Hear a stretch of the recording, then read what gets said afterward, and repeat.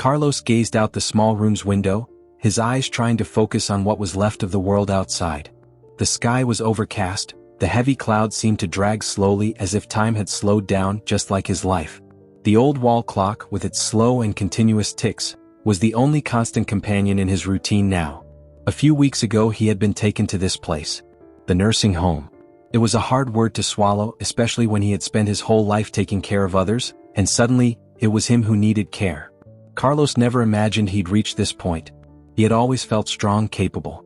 He had always been an independent man, tending to his garden with his own hands, walking around the neighborhood on Sundays, and even fixing the old rocking chair that his wife loved. But Laura's death, his wife of over 50 years, shook him in a way he couldn't understand. She was gone so quickly, without warning, without goodbyes. And soon, he found himself facing the pain of living without her, without the warmth of her hands and the gentle advice that had always guided him. Loneliness began to grow inside him, like a shadow that stretched further with each passing day. And then the fall. The accident that forced him to use a cane. It wasn't a big deal, but enough to make life more difficult. His children, who lived far away and were busy with their own lives, started to worry. And with a mix of guilt and impatience, they told him he should go somewhere where he could be looked after. They couldn't do it, and he knew they shouldn't. But the lack of alternatives made him give in to the idea. The nursing home was a large house, with white walls and hallways that seemed to stretch endlessly. A big wooden door opened into the dining room, where the elderly gathered for meals. When he arrived, he had the impression of being left in a place without return, like a discarded piece in a game he no longer understood. "It's for your own good," they said. "Here you'll have more company." Carlos wasn't sure what he expected to find, but it was nothing like he imagined. The place, though well-kept, felt empty, as if the years had worn down not only the walls but also the soul of those who lived there. The nurses and staff, always hurried, barely looked at him when he arrived. There was no warmth, no empathy, just an automatic motion, as if time in the nursing home was merely a race against the clock until the end. The other residents were silent, like him. Some, with distant eyes, watched the staff's movements but said little. Occasional murmurs could be heard, but no real warmth. Conversations were short, and people distanced themselves from each other as if they were somehow in an intermediate phase between what had been and what was yet to come. But for Carlos, the most painful part was the silence. The emptiness of the place. He would find himself staring at the ceiling at night, as if searching for an answer. "Is this all that's left for us?" he wondered. With each new day he felt smaller. As if the very air inside the nursing home was denser, heavier. His children's visits were rare and always brief.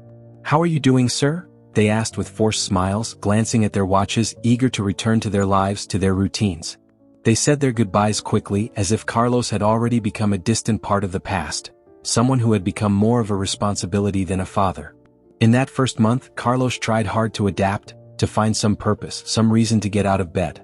He tried talking to the others, but most seemed oblivious, immersed in their own pains and memories. Some, weaker, couldn't even articulate words anymore. He began to feel trapped, as if the pain from losing Laura was now just one among many. The emptiness was deep. At night, while most were already asleep, Carlos would lie awake, his eyes fixed on the ceiling. The silence of the nursing home suffocated him.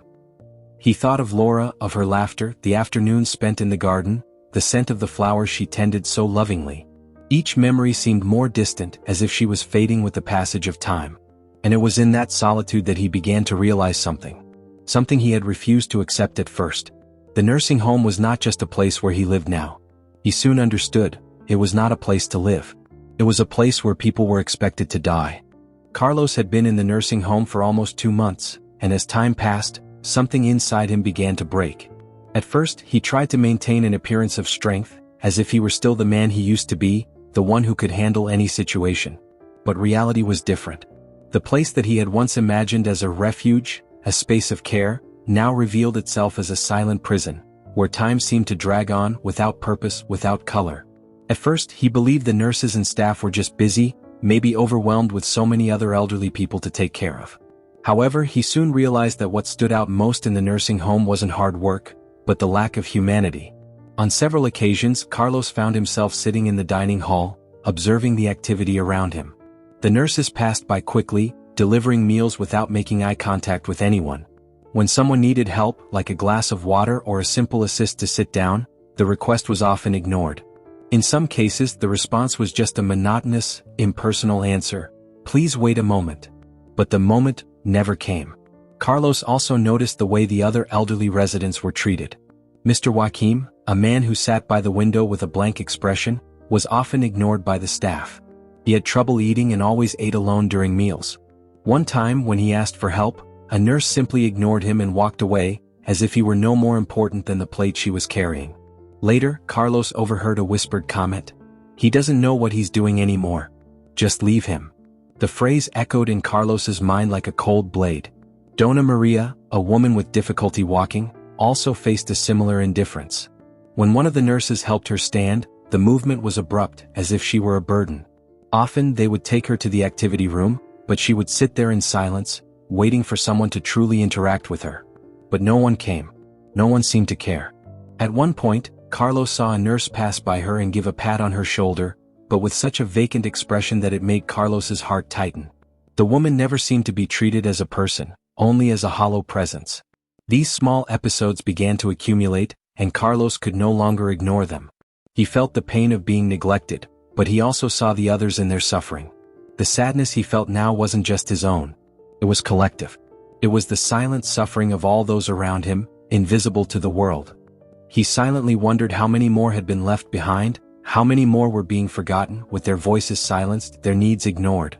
One night, after a bland dinner, Carlos sat in his chair, looking out the window when he heard crying. It wasn't a cry of pain, but a desperate cry, as if someone were begging for help. He looked around and saw that no one was moving, no one was doing anything. Slowly, he stood up and, leaning on his cane, made his way toward the source of the sound. It was Mr. Luis, an elderly man with motor difficulties, sitting in the corner of the room. His eyes were filled with tears and his hand trembled, but he was alone as always. Carlos approached him, trying not to draw attention. "Mr. Luis, is everything okay?" he asked, his voice low but gentle. The man only looked at him as if he didn't have the strength to respond, but his eyes spoke volumes. The pain, the hopelessness. Carlos realized that Mr. Luis wasn't just physically alone. He was emotionally lost, with no one to offer a comforting gesture. No one who truly cared. At that moment, a sense of helplessness overtook Carlos. He didn't know what to do. He didn't have the power to change the system, didn't have the strength to confront the abuses happening there every day. What could he do for those who were already lost, for those who no longer had a voice? If he spoke up, it would just be another solitary voice, another muffled scream. Carlos knew that the physical pain he felt every day was only part of what affected him. The true pain came from the indifference, the disrespect shown to him and the others. The pain came from the absence of humanity. Each new day seemed darker, more meaningless. The staff, who appeared so immune to the situation, moved with a mechanical routine, never looking at the faces of those who were there, just waiting for life to drain away little by little. That night, Carlos stayed awake longer than usual. He thought about Laura, how she always cared for others, how she always cared for him. What would she think if she saw him there, in that place, surrounded by so many others who were also lost? He felt a deep longing for her, but also a rage at not being able to do anything more. A rage at being treated as a burden, as an object without value. He closed his eyes, but the silence still enveloped him. The weight of indifference was becoming unbearable. The sun seemed to stubbornly appear that day, but the light that filtered through the nursing home windows couldn't warm Carlos. He was in his room, sitting in the rocking chair, watching the shadows form on the floor as the afternoon progressed. Time seemed increasingly distant, but a strange feeling was beginning to take root inside him, as if something else was happening in the nursing home, something he couldn't understand but now couldn't ignore. It all started when he noticed that some nurses and staff members seemed to treat him differently.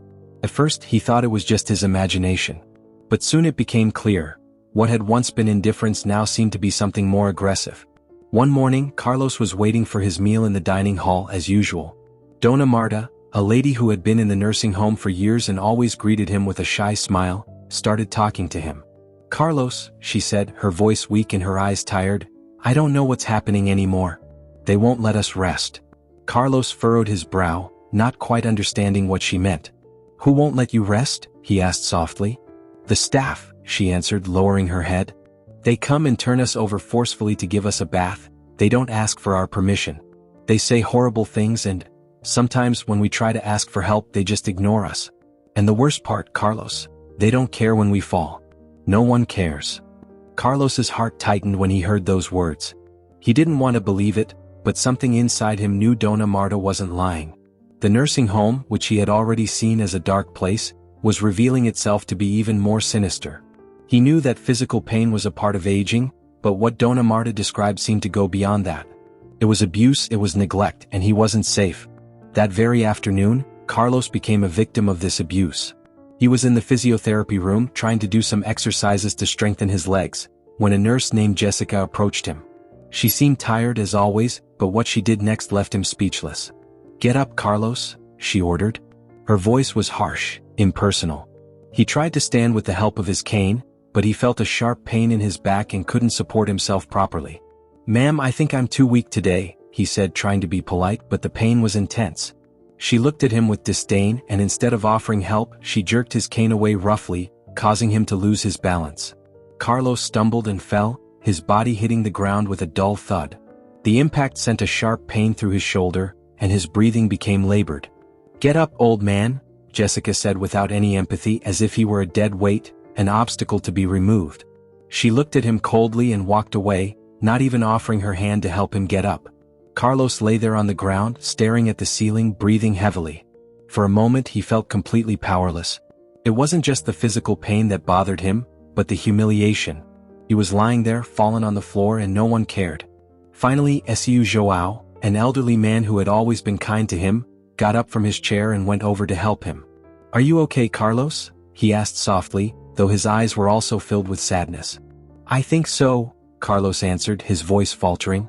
He didn't want to show his weakness, but in that moment he felt the weight of solitude and injustice. After this incident, Carlos realized he could no longer stay silent.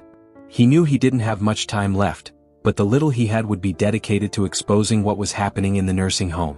It didn't matter if he was ignored or ridiculed, he wouldn't allow others to go through what he was enduring. In the following days he began to pay closer attention to the staff's behavior. He saw how the weaker residents were treated, how the screams of Seu Luis, the man who always cried at night, were ignored. He saw how Dona Maria, when she needed help getting up, was shoved roughly with no regard. What bothered him the most, however, was the silence. The other elderly residents, so accustomed to neglect, didn't even react anymore. Some, like Seu Joaquim, had simply given up fighting. It seemed like everyone there had resigned themselves to the fact that the nursing home wasn't a place to live, but a place where people just waited to die. Carlos didn't know where to start, but he felt a spark of anger growing inside him. He was no longer willing to be a passive victim. He wanted someone to know what was going on, for someone to look at those who were being treated like objects and start taking action. That night after dinner, Carlos sat alone in his room, with the dim light illuminating his aging face. He felt the pain, fear, and frustration building inside him, but there was also a silent strength beginning to grow. He didn't know how, but he would do something. He couldn't stay quiet any longer. Carlos knew that something had to be done. He could no longer bear the inhumane treatment that everyone was receiving. But what could he do? He had no power, no influence, only the weight of old age and the pain accumulated over the years. However, something in his heart told him that there was still room for one last attempt to fight. A fight for dignity, for respect. In the following weeks, he began to observe the other residents more closely, trying to find someone willing to join him. He didn't want to do this alone, and he knew he couldn't trust the staff completely. Many had already shown their indifference and cruelty, and after the fall in the dining hall, he no longer had any illusions about the help they might offer. It was on a quiet afternoon after lunch that he noticed something.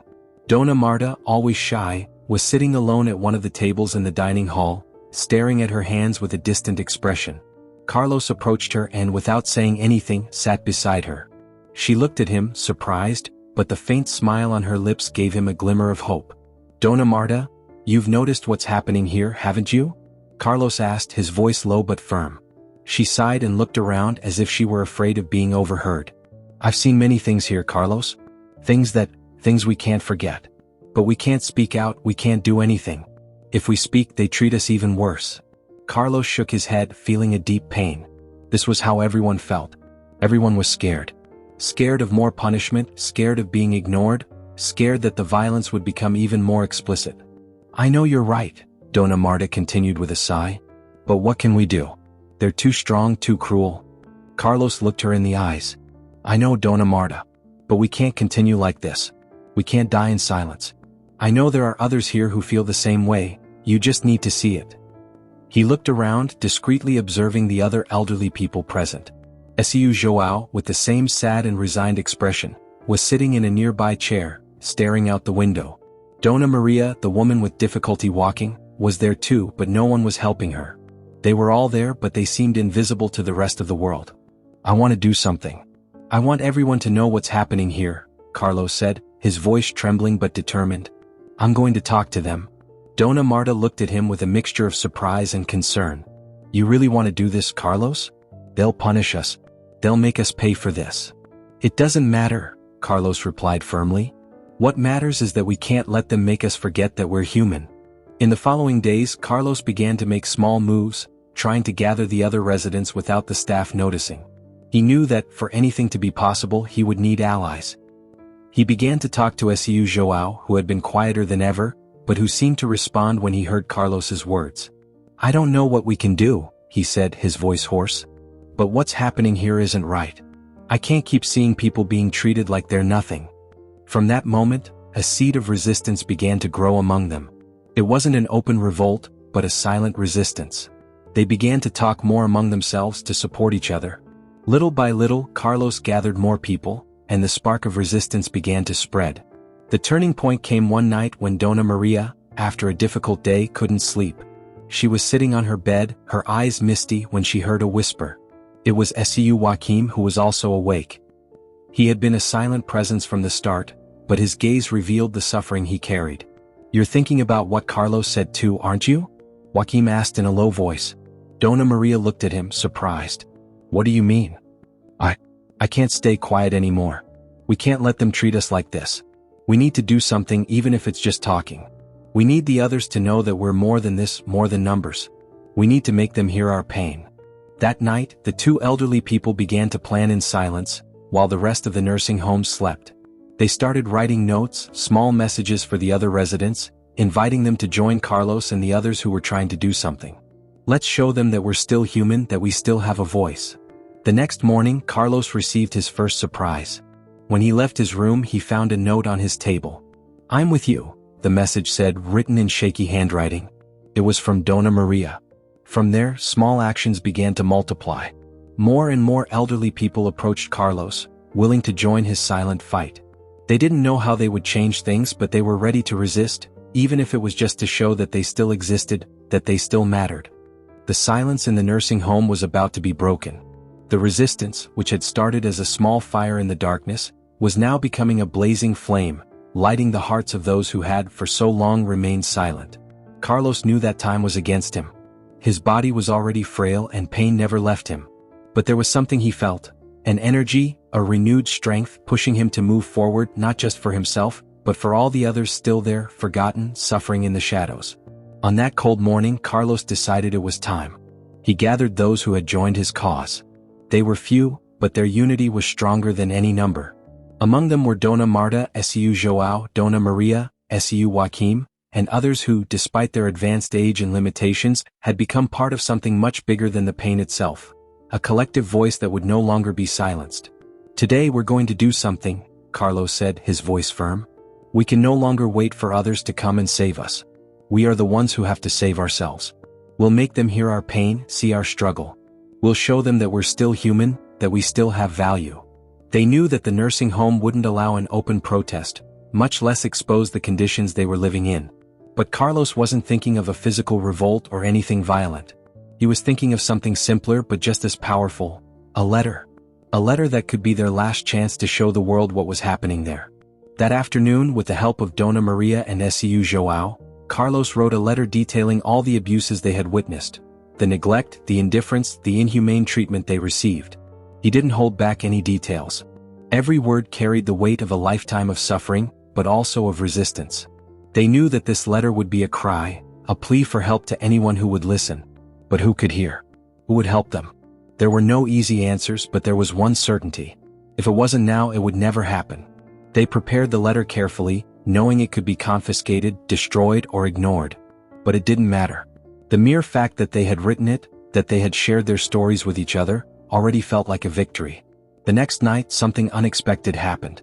Ricardo, a caregiver who had shown a little more empathy than the other staff, did something none of the elderly expected. He entered the dining hall where everyone was gathered and spoke in a low voice, looking at Carlos. "I found the letter, Carlos," Ricardo said. "I know what's happening here. I can't stay silent. I'm going to deliver it to those who need to hear it. I'm going to do what's right." Carlos looked at him with surprise and relief. It was a chance. A single chance. Ricardo did exactly what he promised. The next day he handed the letter to a friend of his who worked at a human rights organization. And from there things started to change. The news of the abuse and neglect at the nursing home was quickly picked up by the media, and an investigation was soon launched. When the first reporters arrived at the nursing home, the air seemed lighter. The nurses and staff who had once been immune to scrutiny began showing signs of nervousness. They knew that, finally, the voices of the elderly were being heard. Carlos, however, wasn't there to see the change. His health had deteriorated in the weeks following the delivery of the letter. But before he passed, he felt an inner peace he hadn't felt in a long time. He knew he had fulfilled his mission. He had found the courage not only to fight for himself, but to help others find their own strength. He left peacefully, knowing that his fight had not been in vain. In the days following his death, the nursing home went through a transformation. The abuse didn't disappear overnight, but the investigation forced changes. New staff members were hired, and many of the residents who had been so used to suffering began to receive more attention. The treatment gradually improved, and the living conditions of the elderly began to change. Carlos's letter became a symbol of resistance and courage. Those who had stood with him in the final act of his life continued his fight, raising their voices for those who could no longer speak. The nursing home, which had once been a place of abandonment and despair, was now becoming a place where the voices of the elderly were heard, where their needs and their stories mattered. And so, Carlos became a legend within the nursing home. Not just for what he did, but for how he inspired others to not conform, to not give up. He hadn't changed the world, but he had changed the place where he was, and that was enough. For him, the true victory wasn't in grand achievements, but in the simple fact that he refused to be silenced.